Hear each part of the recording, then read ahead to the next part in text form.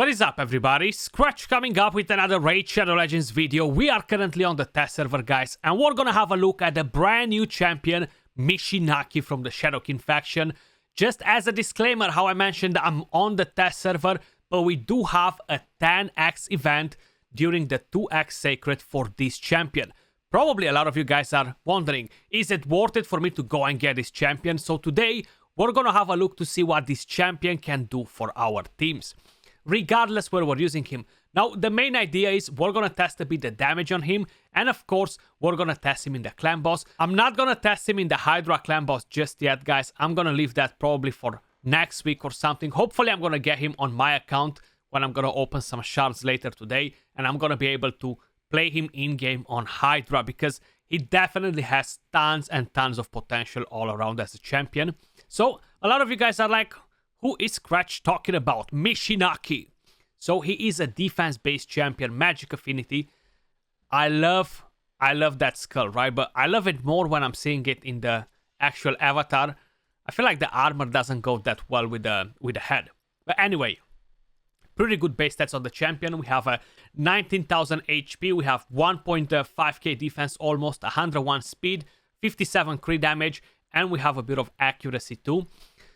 On the A1, attacks one enemy, has a chance to land HP burn, fully booked, a 60% chance. On the A2, attacks all enemies on a 3-turn cooldown, fully booked, and has a chance to land defense down and attack down on enemies under Hex. So this can be AoE. It's going to be very powerful for Hydra because you have defense down, decrease attack, and you're going to have Hex to deal with Head of Mischief. And on top of it, with the A3, he removes all buffs from the enemies too, guys, which makes it such an amazing champion for Hydra. We really needed a Hex champion that brings in some powerful things to the game. We do have Mitrala, which fits pretty nice, but I feel like him fits even better in the Hydra clan boss. Attacks all enemies 2 times. The first hit removes all buffs from each target. The second hit places a Hex debuff for 2 turns on a 3-turn cooldown. And then what makes him so freaking awesome as well is the passive. Whenever an ally attacks an enemy under a Hex debuff, this champion has a 50% chance to team up and join the ally's attack. So the more allies on the board, the more chances will have to attack the enemy. So that's actually pretty solid. You're gonna see him in the clan boss in the team that we actually used. He's soloing Ultra Nightmare, okay? He's gonna get you to a 1 key just on his own with the damage that he's doing. He's a freaking beast. And on top of it, we have increases ally defense in all battles by 30%. First, let's have a quick look at what sort of damage we can get out of this champion. Let's check his multipliers, masteries, and the build, of course. So I currently have him built on a Savage set and an Immortal. I kind of moved the gear from my Soulless to the champion. I know a lot of you guys are very curious to find out what the champion can actually do. Like, if you're gonna use him for arena as a defense-based nuker, for your 3v3 arena or something like that. Is he actually gonna be good there or no? So what I'm actually gonna do, I'm gonna quickly show you the multipliers that we have for this champion, for whoever is curious. Then we're gonna have a look at the damage. So his A1 has a 3.5 defense multiplier, his A2 has a 3.8, and his A3 has a 2.1 on a double hit. Fairly decent multipliers. If you're gonna compare him with Ragash, with Soulless, or the other defense base nuker from the Bannerlords, he has kind of like the lowest multipliers, but he does bring a lot of other interesting stuff. He does have the defense aura, which helps a lot. So total stats on him at the moment, we have 40k HP, 6,650 defense, 165 speed, 100 crit rate, 275 crit damage, 232 accuracy. That's the weapon right here. We have the helmet, prioritizing crit rate, defense, crit damage, speed, accuracy. That's kind of like what's left, you know. So here we are with the build. We have a defense ring, crit damage amulet, and of course we have a defense banner. I haven't glyphed that one just yet. I can improve a bit the stats on him if needed. But these are the stats that we have on Michinaki, guys. Masteries, pretty typical for a nuker. I chose to go with support instead of defense just to get a bit of extra accuracy to help with the debuffs. Tier 6 we have Helm Smasher. Let me quickly show you the damage on stage 23 of the dragon, just so you guys can get an idea of how he compares with the other champions that we normally test on the channel. So just for the purpose of the video, I won't use him as the lead, even though you should use him as the lead if you can. Sometimes you might use him in arena and you're just not gonna have the possibility of making him your lead. You still need a speed lead or something like that. So just because I don't wanna create any confusion, we're gonna remove him as the lead, but the aura gives you 30% increased defense as well. So if we're gonna go right here against Dragon 23, let's see how exactly he is gonna compare. We're gonna check the animations on the champion. So we're gonna start, we have defense down, right? We can start with the 8-3. So this is a double hit. We're gonna land the Hex too. Let's see the animation as well. That's actually pretty cool. He's like throwing his thingy, whatever he has in his hand. The damage is not bad. It's not crazy. It's actually better than the Void Legendary Champion that got added to the game. It's much, much better. So just an idea, you can see what you're getting out of the champion here. Pretty good damage. If we're gonna back out and try again with a different skill, we are on the test server. It doesn't really matter then that we're wasting energy. Let's see the animation on his A2. Come on, Venus. Do that job. So we're gonna use the A2 now. Oh, that is actually a sick animation. Having the chains dropping in like that, I love it. Very good damage. Check out the champions. We almost one-shot the Arbalesters, and the rest, they have less than 50% HP. So I'm definitely pretty happy with that. Let's see the A1 on the champion as well.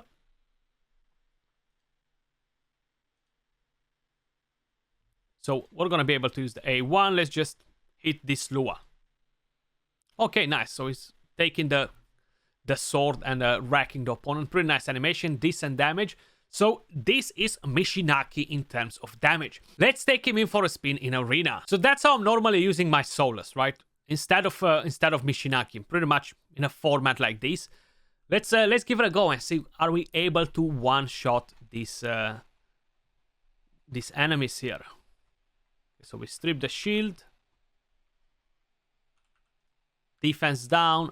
Now, this is a team that you can't really justify it in Platinum Arena anymore. In offense, only during the week. So during reset, it's pretty hard to use a team like this because of Stone Skin and a lot of other things that are happening. But let's actually open with the A3. The A2, sorry. The A2. Bang. One shot everyone without a problem. So he's definitely doing a decent job here. 32k there. That was the freeze on the enemy to bring in the damage reduction. 111k. Nice. I like that. Let's give it another go and see how he's performing. We can attack a team like this, actually. We have an Ursaga in there, so they're going to be pretty tanky. And I think I'm going to use him as lead. I might not even use a Kymar. We do have 2 AoEs, so we don't really need to have that Kymar. I'll prefer to bring in a Warlord just to lock the other champions, just in case if anything goes wrong. And let's see. We might get a weak hit on a Candraphone. That's another thing that's a con with him for arena, you know. Okay. Perfect. We almost lost him to that candy. That was actually going to be dangerous. Okay, let's see. Are we getting them down or no? I feel like I was going to say everybody got their turn except the Ursaga. So we're going to start with the A3. Let's see what we're getting. Double hit. 2.1 multiplier. Actually, that Duchess still didn't got a turn. We hit on reaction there. I was so sure that she actually took her turn, but seems like she didn't. Okay. And now we can actually use this. We should be knocking that Duchess down without a problem now. Almost, actually. Having that increased defense on herself. I feel like he's just not powerful enough as an arena nuker, honestly. That's kind of like what I'm feeling from him. The vibes that he's giving me, not powerful enough as an arena nuker. Pretty good for clan boss, pretty good for Hydra, but definitely not the right thing for arena. You see, barely, and even with all the damage reduction and everything else that we have, it doesn't really matter. It's just that he's not dropping in enough damage to kill the enemies, you know. You can use him in your 3v3 tag arena if you want to. if you have no better options, like, he's definitely gonna do some work for you in there, but I wouldn't go with him as my main arena damage dealer, you know, like, look, three AoE hits, and we still have champion standing. So yeah, it's pretty math for arena. But finally, we managed to win the fight. We have 264k damage from Michinaki against the Farfstoff team. He did have a pretty tanky Ursaga Duchess, so was fairly decent. You know what? Let's move over to Clan Boss. So this is actually going to be a very long Clan Boss run, guys. I'm not going to show you from the beginning because there's no point. We want to see when his passive actually comes in play, what sort of damage we're dropping out of the champion. I'm going to show you the total stats at the end for all the champions. Let's have a quick look at his hits. So we are doing around 2 million damage per turn, which is definitely pretty good. A bit more than 2 million by the end of the run. 101k hit with the A1. And that was, yeah, having defense down weaken, but no increased defense on the champion. So that makes a difference. 73k, 80k, we landed a Hex, and that was with the A3. Look at his passive, 170k, 180k. Whenever an ally attacks, he has a 50% chance to join in. Definitely very nice. Again, you see the passive proccing. Okay. If I would have somebody else instead of Wittir that would actually attack the boss more often, that would be even better. Because he's gonna have a higher chance to use the passive. Again, we use the passive in there. The A1 actually hits pretty nice, 170, 180k, while we have defense down weaken and defense up on the champion. So definitely, I'm pretty impressed with that. Pretty decent damage. Of course, it can be higher. It can always be higher. I feel like the best use for this champion is Hydra and Clan Boss, honestly. Michinaki, of course. Faction Wars, if you need him. Faction Wars is kind of like the easiest content that we have out of all this. So, yeah. It's pretty clear that the champions will be good in Faction Wars, you know. But let's actually fast forward towards the end. I actually pre-recorded this because it's a very long run, guys. So here we are, turn 89. We have 184 million damage. He's still cracking on, racking with that passive. He brings in the decrease attack. Defense down we already have from other champions, so it's not as important. But just having the damage, the defense aura and everything that Michinaki brings is actually very nice. So here we are. We are actually still going.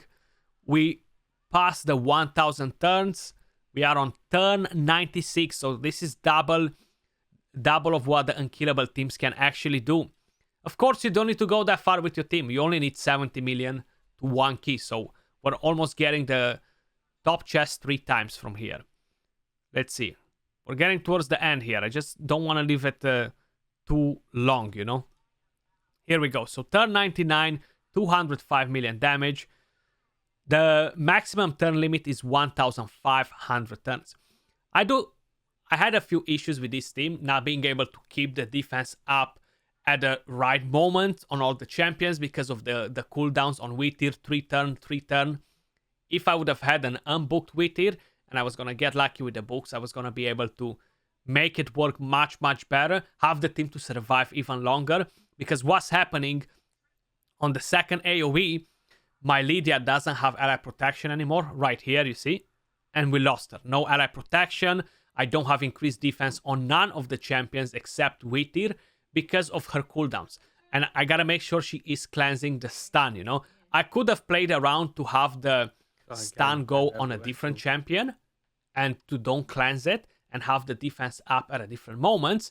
And that could have worked a bit better, but because the run takes so freaking long, 50 minutes in almost, you know, I was like, I'm not gonna change that. I'm pretty good with the damage that I've got. I don't try to prove nothing to nobody. I just want to see what Michinaki can do on a 2-to-1 ratio team, basically. And probably a lot of you guys are curious too, like, what can he do in Clan Boss? Is he powerful? Is he worth it for me to open my Sacreds to try and get this champion on a 2x with a 10x? So, 210 million damage in total, guys. We got Michinaki with an impressive 96.4 million damage. He soloed Ultra Nightmare, okay? He got the top chest alone without counting the damage from the other champions. More than that. Lydia with 44.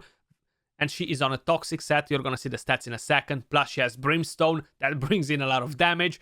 Valkyrie 36 million, Krisk 20 million, and of course we have Wither the Crown with 12.7 million damage. Definitely very, very impressed with Michinaki. I would have loved to see the 100 million mark right there. It would have looked so cool on the thumbnail. But honestly, Michinaki definitely very, very solid in a team format like this. Even in unkillable teams, if you guys want to have a DPS, you can definitely make him work. And I'm definitely looking forward to try him in the Hydra clan boss next week at some point, hopefully on my own account. Let me quickly show you the stats on the champions. So the Michinaki build that we had for this clan boss run, almost 100 million damage on his own, guys, okay? That is just crazy. He literally one-kid Ultra Nightmare on his own, almost 1.5. We have him built on a speed set and 2 crit damage sets. A lot of the times people are always crying in comments, how can you say that unkillable team is easy? You just have a Demeter there. That's not an easy team. It is the easiest team you can possibly get. Unkillable teams are the easiest teams you can possibly get. A lot of people are new to the game. The high defense teams, the non-unkillable teams, are actually the OG teams, the old teams. These are not new teams. The unkillable are the new teams. So the old teams always require better champions, always require much better gear in terms of survivability, in terms of damage, in order to achieve greater results, better results in clan boss. That's why the only easy teams for clan boss are unkillable. Easy in a way or another. At least the easiest all around. That's why you don't really see so many guides on non-unkillable teams, because it's really subjective to everybody's account, you know? Well, Michinaki, total stats on him, we have 39,000 HP, 6,100 defense. His damage is based on defense, 228 speed, 101 crit rate, 272 crit damage, and we have 257 accuracy. Masteries, I have offense and defense 3. I have deterrence for him to counterattack when the stun lands. We have a War Master. Pretty much we have everything that we need for him to deal damage on the clan boss. Because it's a high defense team, we have Blast Proof to receive less damage, Rejuvenation to get a bigger shield from Valkyrie, etc. That's pretty much how it goes in terms of masteries. I'm quickly going to show you the gear on this champion, then I'm going to show you the other builds for the other champions that I had in the team. So the weapon, we have the helmet. Of course, you prioritize crit rate, crit damage, defense, speed, accuracy on a champion like this, and whatever is left in HP. 5-star gloves, funny enough, but still good enough. They're doing the job. We have a defense chest piece, and we have defense boots. The ring, defense as well, crit damage amulet, and of course we have an accuracy banner prioritizing defense percentage as the main substat. So this is my Michinaki for the clan boss. Then we had, we use Wither the Crown. She is probably the slowest champion. I have her on a Guardian set and a speed set. These are her total stats. 218 speed. This needs to be spot on, not 217. You really need to be on point with the speed if you want the team to be successful.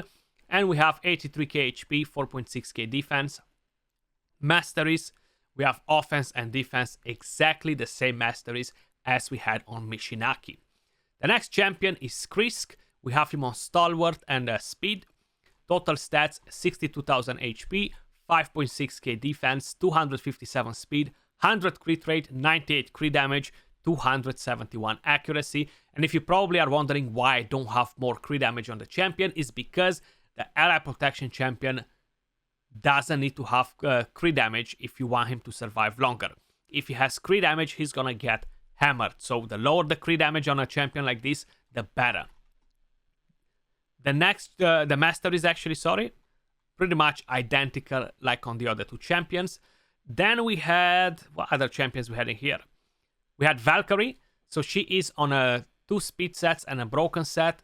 Total stats, we have 45k HP, 7,600 defense, 262 speed, 104 crit rate, 230 crit damage.